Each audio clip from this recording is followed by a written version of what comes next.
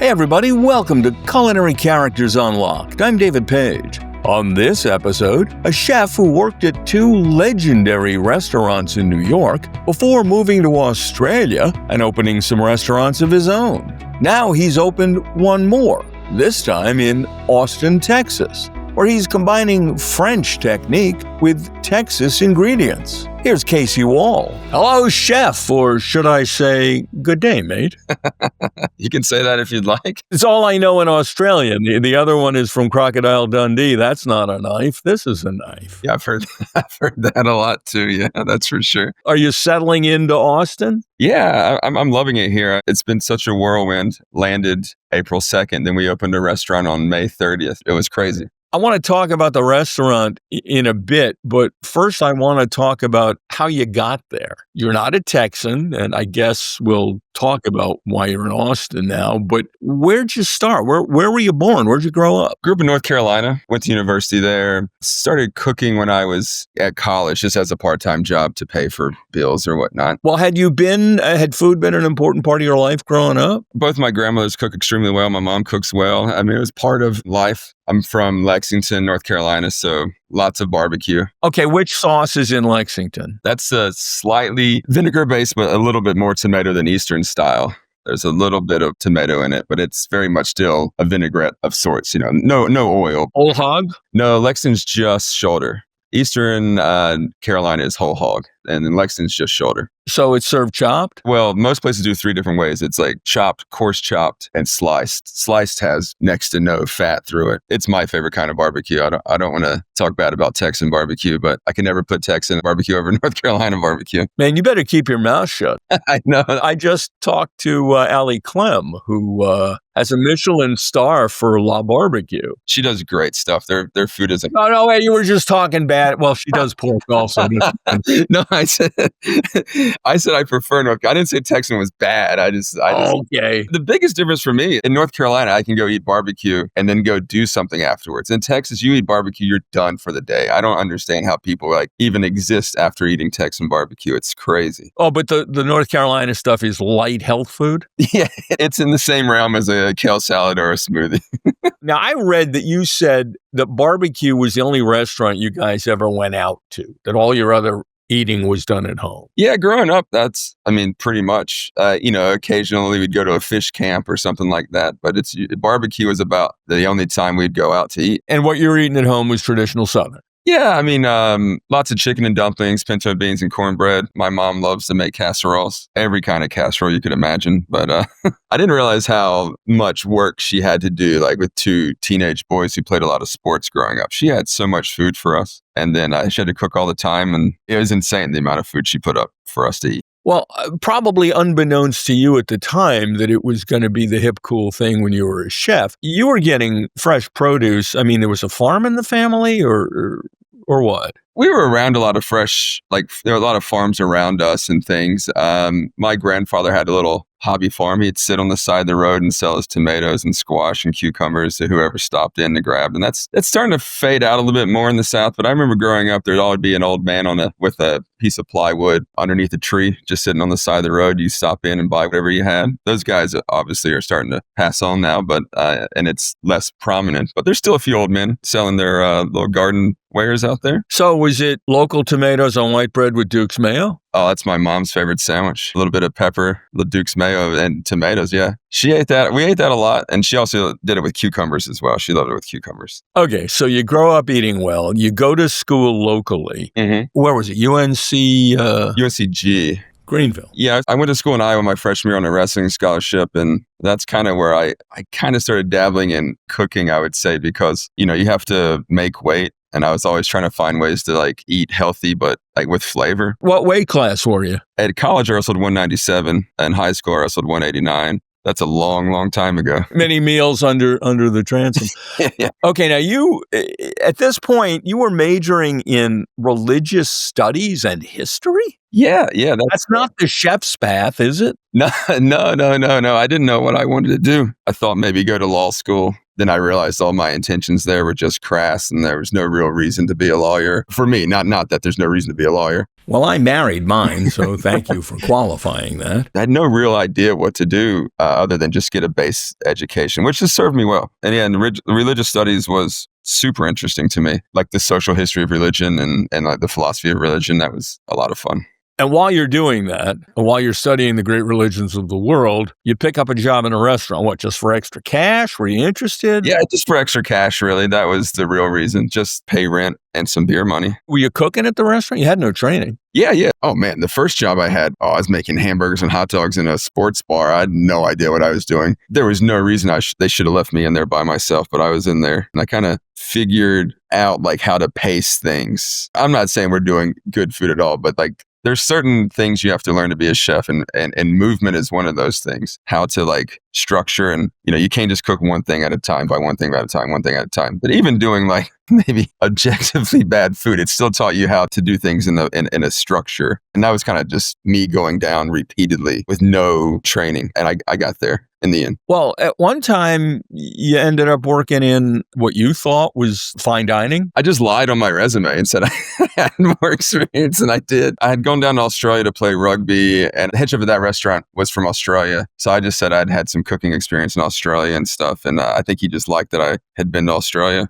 Yeah, I just got in there and started working and had no idea what I was doing, but I really liked it. I liked the energy and the kind of, I played sports my whole life, and being in the kitchen felt like being part of a sports team. Like it's kind of like everyone's trying to achieve a common goal, and it just felt right, felt like where I should be. It was a lot of fun, but I had no idea what I was doing, and I just literally faked it until I made it. You have no training. You lied on your resume. Well, you had no resume. Yeah.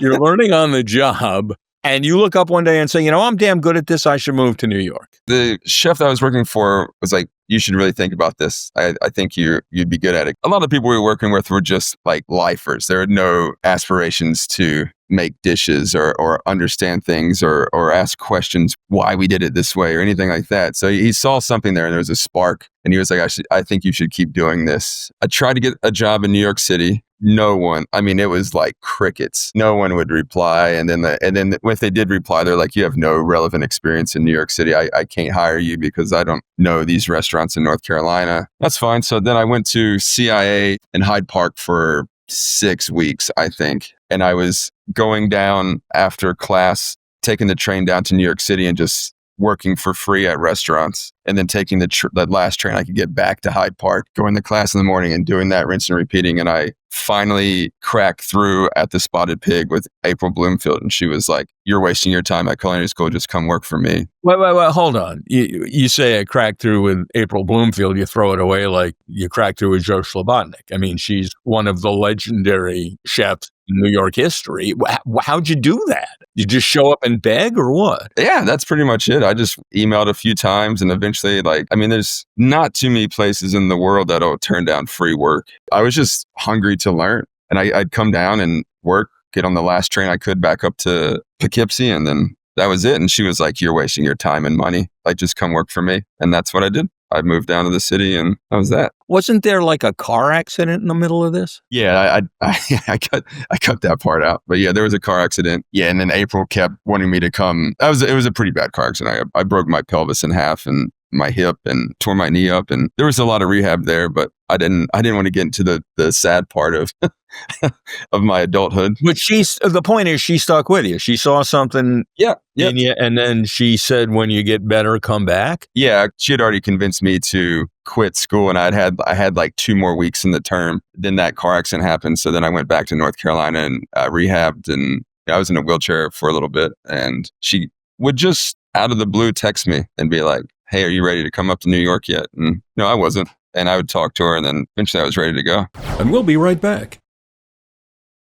So you went back to the Spotted Pig. Mm-hmm. And is that where you learned how to cook? That's how I learned how to season things, for sure. I don't know if there's anyone with a better palate in the world than April. I'm friends with multiple people who worked for her. I didn't work with them at the time, but we'd met later in life, and we all talked about how she has this like permanent fixture on your palate after working for her. Like, she's a incredible chef. What were you making? Oh man, every day was a whirlwind. I did cold apps and hot apps there. The nudie was the most intense dish you could ever pick up. The what? The ricotta nudie that she's very famous for. It's like a ravioli without the sheet on the outside. It's just the filling. It's, ricotta and semolina pretty much bound together at the most tedious ratio. Like it's barely bound together. So if any of them ever like split, you have to refire it. And if you're a refiring thing, doesn't mean the whole line has to refire stuff. So every pickup was like 4 minutes of the most of a pressure cooker on repeat for 6, 7, 8 hours a night. What was it like cooking for her? You talk about pressure. Was it scary? Was it rewarding? It was intense. I wouldn't say it was necessarily scary, but that was the first place I worked at that had very clear intentions and standards. And that like set me up for how I cooked for the rest of my life. It was like, this isn't good enough and we're not sending this out. You know what I mean? She got pegged for being a gastropub. I mean, a Michelin star, great chef. Like, don't get me wrong. But like a lot of chefs would be like, it's not like technical, wasn't that the tail end of molecular gastronomy, any of that stuff. It was the most intense food you could make and cook well and repeat it, but it kind of made it look a little rustic. It was like all this amazing skill and talent in the kitchen making this food that people would say, oh, it's just, gastropub. It's a pub food. But it was amazing. I don't know. I loved the level of detail that every dish had. We weren't using rulers and X-Acto knives to cut things down in the kitchen or anything of that nature, but everything had to be perfect. Everything was like dialed in. I just remember we had this Jerusalem artichoke salad with like goat cheese and hazelnuts, and like she got so mad at me because like 2 of the hazelnuts were too close together in the salad on the plate. That was the level of detail that went into these dishes. It wasn't like a perfectly, 2-inch by 2-inch piece of terrine with a brunoise, this and that, but it was like the same exacting standards, but in this like way more relaxed presentation. Often a tasting menu, or certainly molecular, doesn't feel to me like actual food you can eat, like a meal that is nurturing your soul. Not at all. I'll sometimes look at a tasting menu as the dishes come out and think, where's my entree? Where's my meal? It has its place in terms of like an art experience. I know there's this whole like argument, is it a trade or an art? And I think it goes through both of those in cooking. There's some experiences that are definitely artistic. It's like going to see a show or anything of this nature, a concert. You're like in a time and place of a concept. And those are fun, but I spend all my life in restaurants and like I don't want to sit down for 4 hours at a restaurant and have a big tasting menu. I want to get in and get out, eat some delicious food, and that's where I'm at. Okay, so how long did you work at the Spotted Pig? Close to a year. I wasn't happy with the amount of pain medicine that I had to take to work. I wouldn't even like trivial. I'd say that I was getting an addiction or anything like that. I don't want to like say that, but I felt like I shouldn't be taking pain medicine to go to work. And that's because after that car accident, I talked to April and she understood. I think a lot of that was working into like 2 in the morning, 3 in the morning, like finishing up at 2 a.m. and then not getting to bed till 6 and then waking up at 10 or not getting enough sleep kind of just compounded that. It wasn't anything with the job. When I started Spotted Pig, I was, I'm never leaving this place. I just loved it so much. But the lingering injury and like questioning yourself, like, am I addicted to pain medicine? Like, what is this? I don't know what an addiction is. Is this the start of it? And it made me reconsider like what I had to do to go to work every day. So what'd you do? I got a job with Harold Dieterle at Perilla. Why was that going to be better for your addiction fears than where you were working? It was more traditional restaurant hours. The Spotted Pig was known for being a late night spot, and it was awesome because of that. I loved it. And this was more normal dinner service, finishing up at 10:30, 11 at night. It's a weird thing with like being a chef. You work late nights. You can't fall asleep when you get home a lot of the time. So you're up for another 3 or 4 hours, 5 hours maybe. I think the lack of sleep and the lingering injury was compounding there. And it did turn the corner once I went to Perilla. You worked there, and where else did you work in New York? Le Cirque. I went to Le Cirque after Perilla, and that was a wild time. Like going into like the most beautiful kitchen I've ever seen. That was a lot of fun because we were cooking new dishes, but we're also cooking classics. Like we're still cooking Daniel Boulud's cod and papiette and the potato wrapping. It was like cooking these amazing dishes, and it was so much fun. That's where I learned how to do a lot of sauce work. I was the saucier there for probably a year and a half. And that was a pretty intense job to have. The place was kind of a throwback to an earlier era, well, in many respects, but one in particular, and did this ever annoy you guys in the kitchen? The press about this place, the buzz about this place was always about the front of the house, about Sirio. No, not at all. That was, we loved, Sirio was... Baccioni, obviously. Yeah, he made it. Like he made the space. Even when I was there, he was much older. He wasn't still running services on the floor, but he was there every day, dressed to the tens. His just personality just kind of filled the room. He had the energy of a 40-year-old at 80. Given the fact that Le Cirque was famous for its clientele, who arguably came to be seen, the clientele, did they care about the food? Yeah, I mean, there's dishes that weren't on the menu that we had to cook every day for people who came in and wanted the chicken fricassee with ginger or whatever. I mean, we'd make it, and they'd be like, "Oh, that's not how it was back in 1988 or whatever." You're like, "All right, well, we're trying to recreate this dish that's not on the menu for you." Yeah, it was pretty funny in that regards. Okay, so you're in one of the most acclaimed kitchens on earth. You look up one day and say, what the heck? I'm going to move to Australia? Yeah, that's kind of how it happened. What, you had fond memories of playing rugby or what? No. A friend of mine studied abroad at UNCG with me, and we'd been friends he went back to Australia. We always talked, and he stayed on my couch a lot, multiple times. He would come to America and just sleep on my couch. And even in New York, when there was no couch to sleep on, he would stay with me. I was coming to the end of my time at Le Cirque. I was ready to move on, and a lot of the positions that I were going into were executive sous chef positions. And I felt like if I took that jump, that was it for me. I would never travel again. I'd be locked into New York City probably forever. I get an email one day. The header was like, "See you soon." And the body was just a link to a visa, a working holiday visa they just opened to Americans. So it gave you a opportunity to work in Australia for a year. And it was like a couple $100. I clicked on it. I was like, well, this isn't too difficult. Filled it out, got accepted like a day later, approved for the visa. I think I gave Le Cirque a 6-month notice. So I'm going to Australia in 6 months. And the plan was to go work for 6 months, maybe, and then go to Vietnam and then go take the Trans-Siberian Railroad to Moscow and then come back home and then go back to New York and work. And I never saw that train. I was there for 15 years. Was it hard to get a job?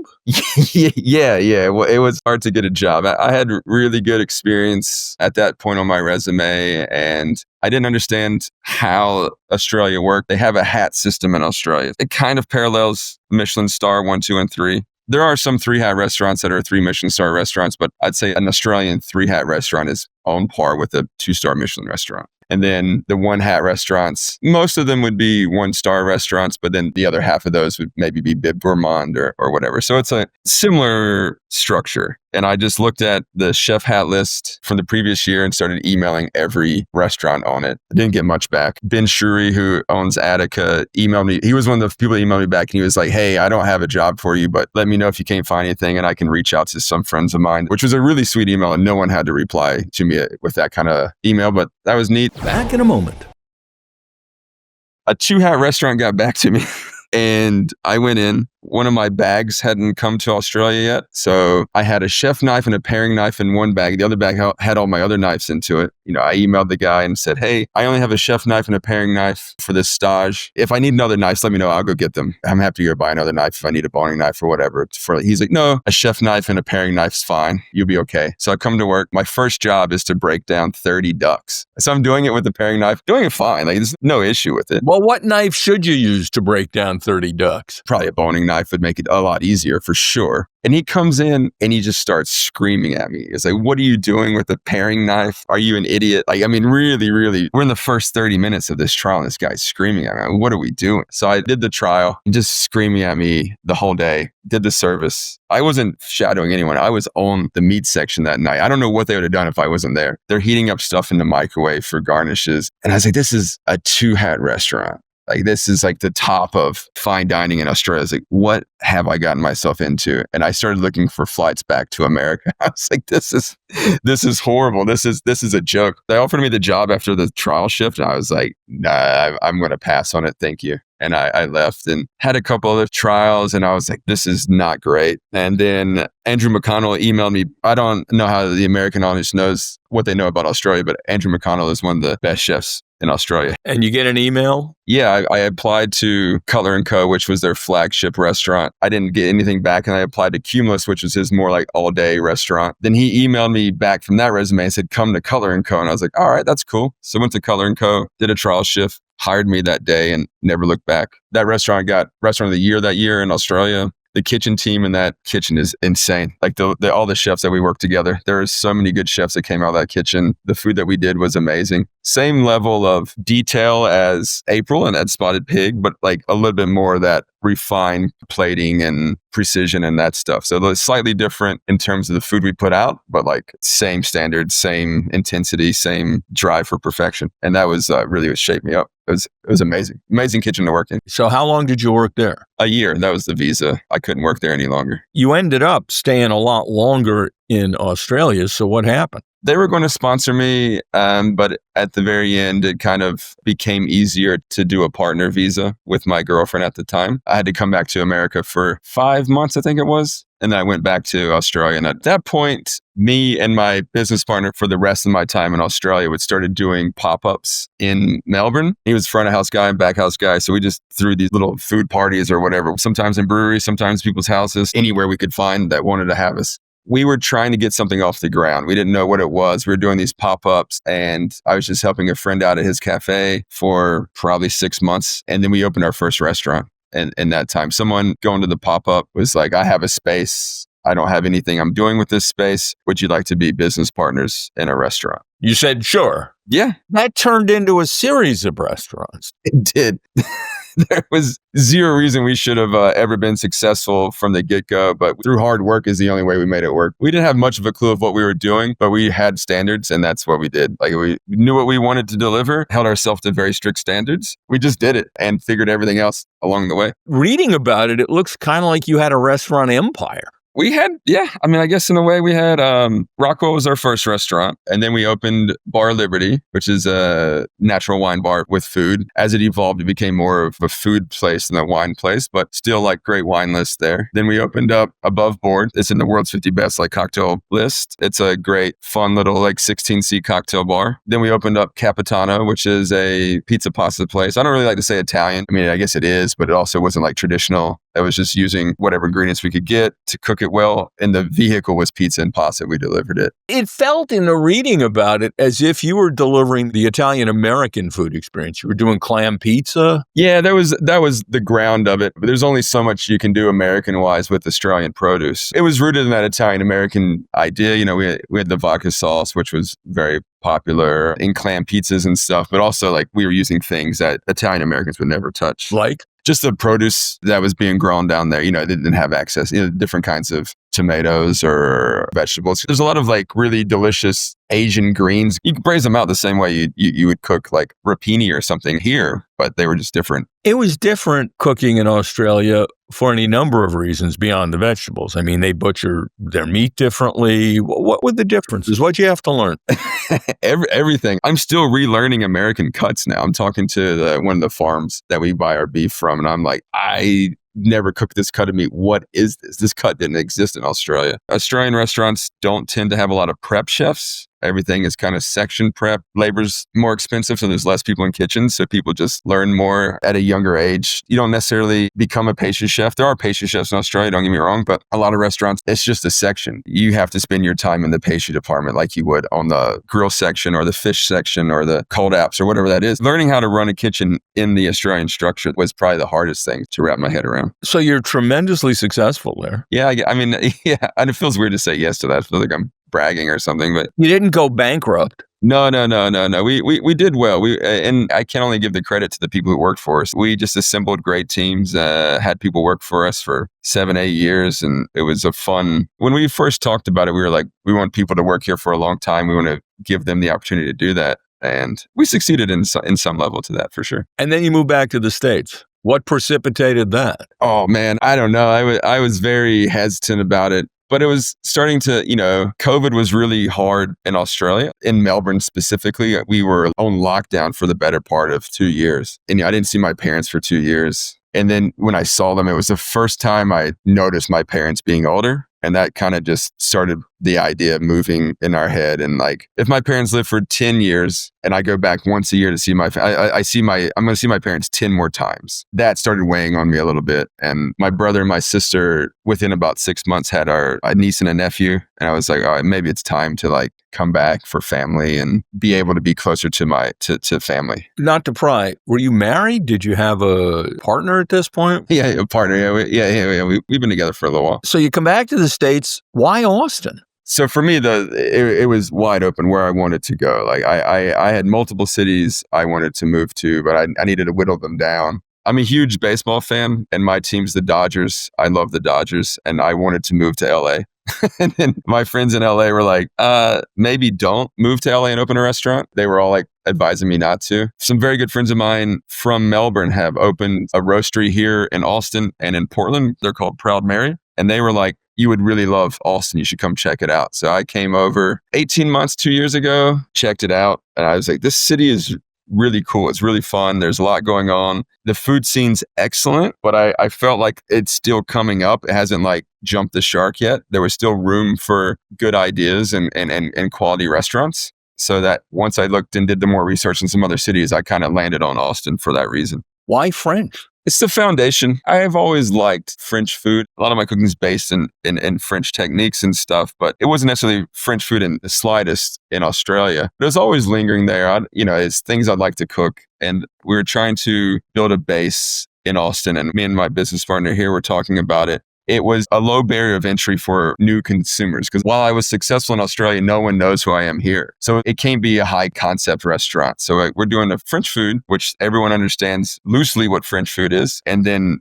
our own spin on that. It's not super French at all, I don't think. It's definitely French rooted. We say it's a French-ish restaurant, but... Okay, it's got a French name, Le Calamar, which means the squid, I guess. Yeah, it is. That's named after my buddy's dog is named Squid. One review said of the place, it's elegant without being stuffy, technically impressive without showing off, and romantic without any of the usual cliches. I've read you quoted as saying, it's kind of like if Texas were a region of France, or if a French chef moved here before modern society made everything accessible. Everything that we do here is from Texas. Like we source all our proteins from Texas. The vegetables come from small farms around us. And then our seafood is from the Gulf. Some of those ships don't dock in Texas, Louisiana, but all the seafood is from the Gulf. We're not trying to bring in Dover sole and foie gras and canned snails or any of that stuff. Everything we make is French inspired, but it's using Texan ingredients. It's through the lens of Texas. It's a risk to open a restaurant. Were you concerned, worried, scared? And what was the reaction? I've done it enough. I wouldn't say I was scared. I was worried that I was going to miss something. Opening things in Australia, we had it down. We understood. We knew the process, the designers and stuff that we worked with, the carpenters, the plumbers, the electricians, all that stuff. We had a network of people. Here I was coming into nothing. I didn't know anyone. I was afraid I was going to miss something very obvious. But turns out a restaurant in Australia is a restaurant in America. Even if it's ounces here and grams there? Oh man, no, there's no ounces in this kitchen. It's all grams Celsius. Your temperature reference is Celsius? Yeah, it's there. 15 years just in the brain. You're making American chefs learn what the rest of the world does. Yeah. How's that going for you? The first week it was a little rough, but it's easy. I mean, you just got to hit the unit on the scale to go from ounces to grams. So that's pretty easy. Everything's written in grams. I feel like a lot of being a chef is training. When I write a recipe, I try to get it like 98% there in the recipe. Some recipes are 100%, but some things giving like the variations in produce need to be fine tuned. And it's working with these young chefs about seasoning and tasting and like, all right, we're there, but is this right to you? And they're like, yeah, this is right. But like, to me, it's not. So let's talk about where we missed on that 2 or 3% difference of seasoning and get it there. Grams allow you to be much more specific than ounces. Well, the reviews have been ecstatic. Let's talk about the food. One of your items that has been lauded is chicken wings. Yeah. What, not any chicken wing. Tell me what you do to this wing. It was inspired by one of my all-time favorite chefs, Pierre Kaufman at Le Temps Clair in London. He's a French chef, and he did a boned out pig's trotter stuffed with a mousseline of chicken, veal sweetbreads, morel mushrooms. And that was steamed and glazed. Very unctuous, very delicious. Made it a few times for friends. And it's a great dish, but it's a little heavy, especially for the heat. In Austin, we have about 3 weeks of winter. Maybe we can put it out there during those 3 weeks. So what's your homage to that dish? We get chicken wings from a local farm. So we leave the flat and the tip connected, the drumette we use for sauce, bone out the flat, and then we pipe the mousseline into that. We've subbed huitlacoche for morels. The corn fungus. Yeah. Used in some Mexican cooking. It's a very similar flavor to morels, but we don't have morels here, so that's the sub there. We pipe that in there. With sweetbreads? Yep. So we saute the sweetbreads, fold that into the mousseline, the huitlacoche, a little bit of sweated onion, and we pipe that into the boned out chicken wing, and we kind of tie it up in a way where it makes like a little chicken wing sausage, if you will. We steam that to set the mousseline in the middle, and then we cook it over charcoal. I guess very much like a yakitori style, like chicken wing. And then as that's getting towards the end of getting caramelized and delicious, we start brushing it with the chicken jus that we make. And that glazes up, gets a bit sticky and delicious. What do you charge for that? It's $9 a chicken wing. How do you do that for just $9? That's what I say. And then other people are like, how could you possibly charge $9 for a chicken wing? So I feel like I don't think people understand the labor. You can ask any chef that worked for me in Australia, and they all, like my good friends now, they pick on me so much about like, we do all this work to make something look as simple as possible. And I was like, that's what we do. That's how we make nice food. I like to undersell and overdeliver.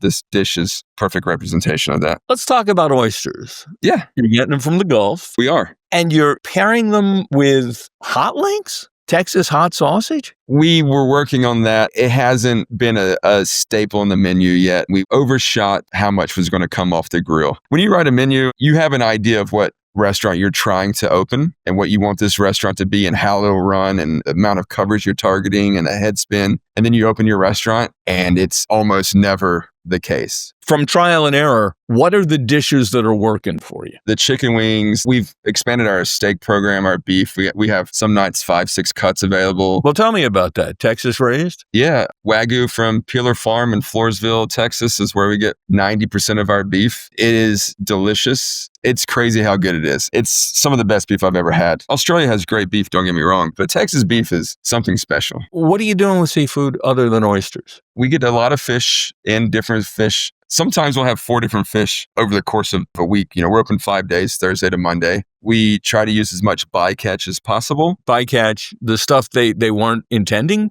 to catch? Yeah. That's, so they'll go out for red snapper or grouper or something of that nature, and then they'll get other species of snapper or other species of grouper. Why are you going for bycatch? It's delicious. Some of these species there's no marketing behind this. So people don't know like the difference between a yellow eye snapper and a red snapper. There's not a lot of difference in terms of the way it eats. It's great, but everyone knows red snapper. No, not everyone knows what a yellow eye snapper is. We kind of built the dish around like the sauce, and then we just sub in the fish that we love. It's been probably 60, 70 different kinds of fish since we've been open, which is like insane. What's the sauce? It's a perfect marriage of sauce almondine, the French, brown butter, lemon, parsley, and almonds, and inspired by salsa matcha. So we get the Texan influence to this sauce. So it's brown butter, guajillo, sesame seeds, some cow nibs, almonds. So it's kind of like a salsa matcha, but made with clarified brown butter. And then we season that and acidulate it, some vinegar and some citrus. It looks real intense, but then you start eating with the fish and it's like this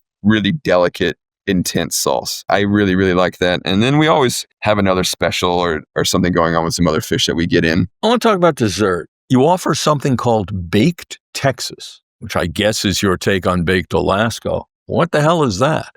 Yeah, it's just that. No sense in calling it a baked Alaska when everything's from Texas. So currently we have a pecan dacqua at the bottom, which is an egg white cake. And there's no flies, gluten-free, but it's delicious. And then we have some silicone mold. So we make a small dome of a honey pecan semifreddo. And then we make a larger dome of an olive oil parfait, which is olive oil from Texas, of course. That dome sits on top of the dacqua, and we pipe meringue on that, and we torch it in the restaurant. Initially, we wanted to do a bomb Texas or a bomb Alaska, which we pour over the burning alcohol to torch it, but we're a little busy and the tables are, I don't know. I felt You don't want to set fire to a neighboring table. I got it. Yeah, that's the hesitation was the execution of the flaming liquor in the restaurant. We've done it in the kitchen a few times, and it's really delicious, but very scared of sending out a pot of flaming liquor to a table. Especially if someone's been on a 6th Street bar crawl. I'm familiar with Austin. How's traffic? You filling up? Traffic's horrible. I don't. Not on the streets. How's business? So everyone knows traffic's horrible here. No, it's been good. We are in what everyone says is the slowest time of the year in Austin. This little period right before Labor Day, end of August. It's hot. School's starting up. And we're still doing pretty solidly. Talking to some friends I've made here, and some of our other friends have closed. They close for 3 weeks around this time of the year every year because it's slow. We're doing pretty solid. We're getting really great customers, and for supposedly the slow season, we're still doing well. Well, you're a restaurant empire builder, so any plans? Baby steps, I think. It's learning a lot of I have to learn the city and the understanding. Like I said, we had a network of people we could lean on that we built over time in Australia, and I definitely don't have that here. A lot of my time now is building relationships with the farmers and producers, and I think that's going to unlock a next tier of what the restaurant can be once I develop more relationships. Because I started from scratch. I didn't know a single farm or anything like that. And I've unlocked some amazing produce so far in these relationships. I think I have to get that dialed in more before we look at number 2. There's an awful lot of chest beating about crisis in the American restaurant industry. You've chosen to enter the American restaurant industry. Any thoughts about where it is and where it's going? For me, it's all I know, right? Coming back to it, I didn't see what it was 5 years ago or anything like that. I've walked back into it. And it seems okay. I mean, staffing is the biggest issue. Being an unknown chef opening a restaurant with ambition in Austin, it's difficult to find staff, but the team that I have is incredible and they work very hard. I do think sometimes that it's easy to get caught up in negativity. There's a lot of very talented young chefs out there, very talented people who want to do this. And I think instead of gloom and doom, we should start celebrating some of these ambitious young people and give them we had the chance to come up in this industry, and it's giving me so much. And I think we owe, instead of focusing on the negative, we should hey, what can we do to keep it moving along? And there are some people out there getting loud about that. Matt Jennings with his Magic MAJC, his new, I don't think it's consulting, but it's just promoting the positivity of hospitality. And I think people like that are the voices we should celebrate, as opposed to how hard it is. I mean, it is hard, but anything worth doing is hard. So why make that a negative and not a positive? And clearly you do it well, Chef. Well, thank you. It's been a real pleasure chatting with you. I very much appreciate your doing this, and best of luck going forward. Thanks for having me. It was great to talk. Casey Wall on Culinary Characters Unlocked. I'm David Page, and I'll see you next time.